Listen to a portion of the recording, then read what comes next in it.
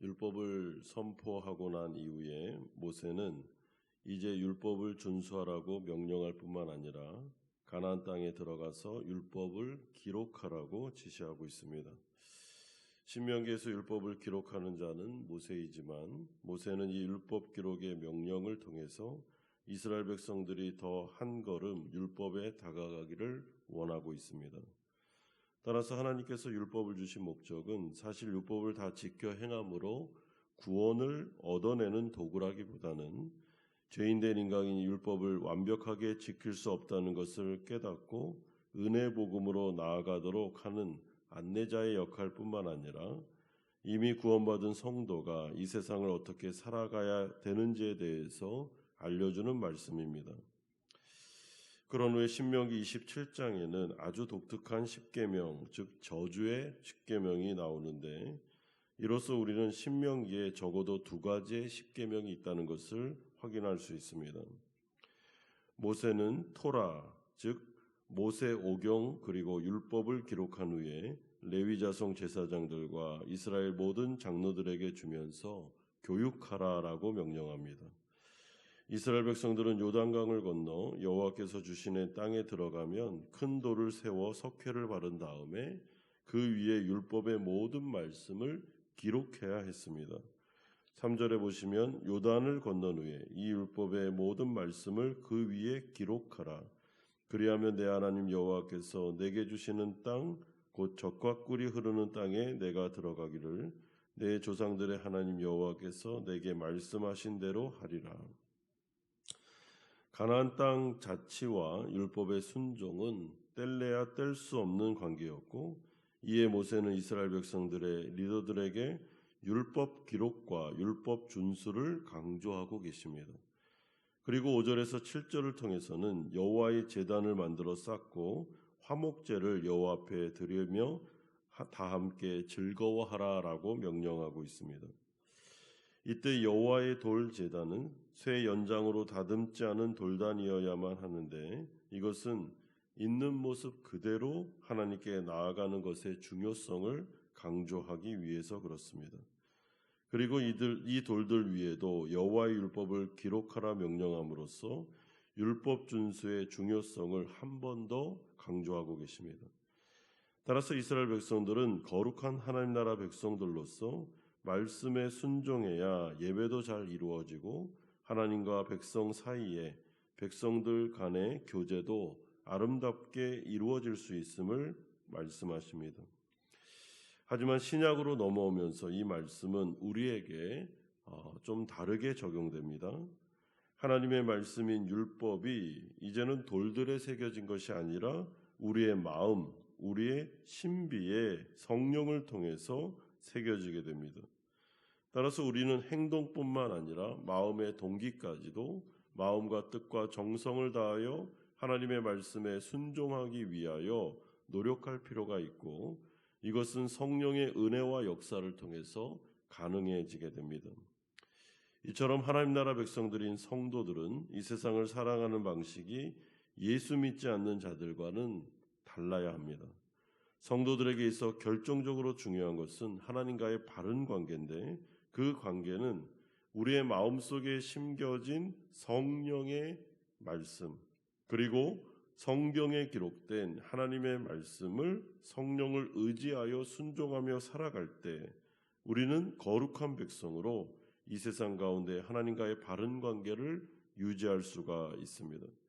그러면 하나님께서는 먼저 그의 나라와 그의 의를 구하면 이 모든 것들을 더하여 주겠다는 약속과 같이 하나님께서는 우리를 책임져 주시며 우리가 가나안 땅에 들어가든 광야에서 지내든 고난이 있든 형통하든 상관없이 하나님께서는 우리와 동행하시면서 우리의 안전과 우리의 먹을 것과 우리의 입을 것과 우리의 미래를 책임져 주시게 됩니다. 또한 우리의 살 길을 열어주시면서 하나님께서는 동행하시고 지키고 보호해 주겠다라고 약속하시는데 이것이 바로 신명기에 나와 있는 놀라운 하나님의 언약 관계성에 있는 백성들을 향한 하나님의 약속입니다.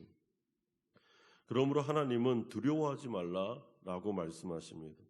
하나님과의 바른 관계 안에서 주님을 존중히 여기고 하나님의 말씀에 어떻게든지 순종하며 거룩하게 살려고 할 때 하나님은 우리의 인생의 주인이 되어주시고 또한 우리 가운데 소망이 되어주시고 길이 되어주시고 진리가 되어주시고 구름기둥과 불기둥이 되어주시면서 우리의 앞길을 인도하십니다.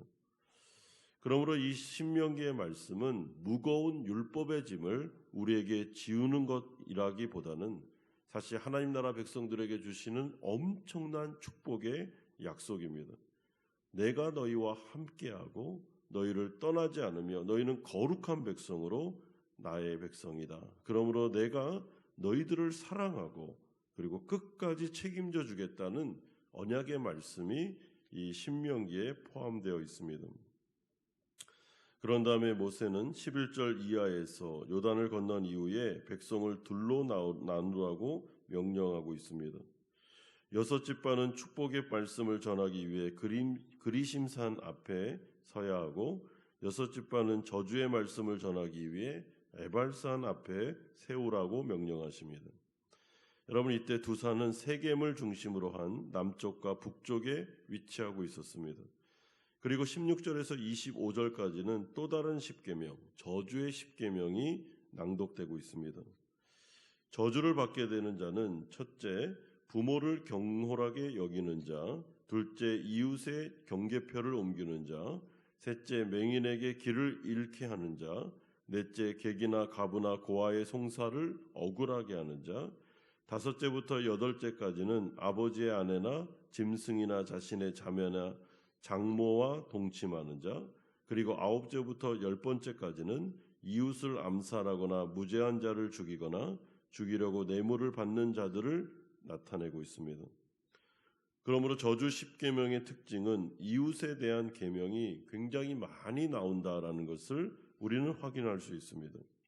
특별히 맹인은 장애인을 가진 분들을 대표하는 것으로 약자를 보호하는 하나님 사랑을 다시 한번 우리에게 느끼게 만듭니다. 따라서 하나님은 모세를 통하여 자신의 백성에게 분명하게 말씀하십니다. 하나님의 통치를 인정하며 살아갈 때 가나안 땅에서 복을 받게 될 것이지만 반대로 가나안 땅을 숭배하거나 그 땅의 우상들을 숭배하거나 그 우상들이 만든 문화를 따라가면 복의 근원 되신 하나님과 아무 상관없는 존재가 될 것이며 저주를 받게 될 것이다 라고 경고하십니다. 이 말씀을 에발산과 그리심산에 각각 6지파를 세워놓고 복창하게 하심으로 온몸으로 하나님의 축복과 저주의 말씀을 전인격에 새겨서 절대로 잊지 말고 잊지도 못하도록 조치를 취하라고 말씀합니다. 그리고 그 핵심에는 하나님 사랑, 이웃 사랑에 대한 율법과 말씀이 존재하고 있습니다. 따라서 하나님 나라 백성들인 성도들도 이 세상을 살아가는 목표를 분명하게 알고 사셔야 됩니다. 사업을 하는 분은 회사의 목표를, 교회는 교회의 목표를, 개인이나 가정은 삶의 목표를 분명히 세워야 되는데 그 목표는 하나님 사랑, 이웃 사랑이어야 합니다. 구체적인 사랑의 방법은 성경에 기록되어 있고 우리 안에 성령을 통해서 마음속에 기록되어 있습니다. 그러므로 우리가 하나님의 말씀을 생각하면서 이 세상의 방향과 목표를 가지고 살아갈 때 이웃들을 사랑하고 하나님을 사랑하는 쪽으로 나아가게 되고, 그리고 만약에 우리가 연약하여 이 말씀을 어기게 되면 회개라는 은혜의 수단을 통해서 하나님께 나아갈 때 하나님께서는 우리 가운데 엄청난 은혜를 내려주십니다. 또한 이 저주의 10계명은 사실 이 가나안 땅에 이스라엘 백성들이 들어간 그 가나안 땅에 있는 모든 이방 백성들이 저지르고 있었던 그들의 문화, 그들의 삶의 방식이었습니다.